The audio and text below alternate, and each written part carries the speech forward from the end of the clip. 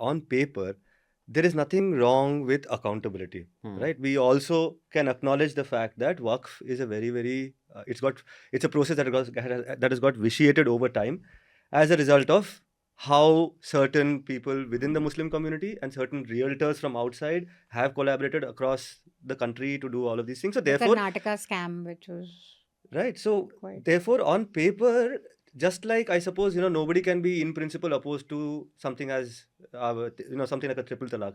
The question here is who is implementing, what is their motivation, and how will this be used at a time when we are seeing bulldozers, at a time when we see the Ujjain mein, Ujjain mein hua tha na, where the 250 houses were raised, Waqf property was just taken over arbitrarily. I was speaking to my colleague Shabir Ahmed in Tamil Nadu.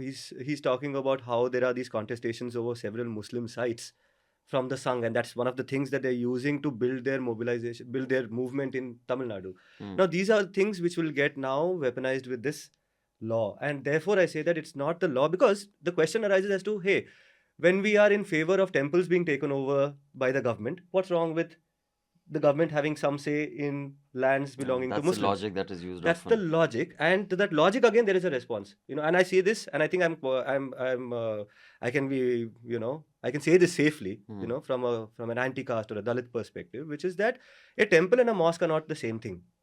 A temple is a property that was generated through public contributions for the benefit of a few private individuals. A mosque and Islam as a religion also has to be taken into account over here is a completely conceptually different thing. These Waqf properties are private contributions towards public utilization, and that's a completely different thing for me from the perspective of social justice, from the perspective of why they need to be protected, which is that these are public spaces created by a persecuted minority. These are public spaces which are obviously an eyesore for the Sanghis, saying that इनके पास इतने properties कैसे आ गए, इनको किसी भी तरह से हमको कब्जा करना है, यहाँ पे मंदिर था, यहाँ पे ये था, वहाँ पे वो था.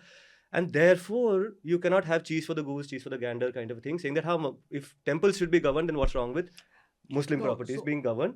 The only thing over here is that I suppose we need to take into account the political realities. On paper, everything is fine. Huh? Why not? Why should we not have governance? Why should we not have the collector who is the person who is in charge of land, revenue, stamps, everything? Why should he not be in charge of this thing? Because we have this specter of Hindu nationalism.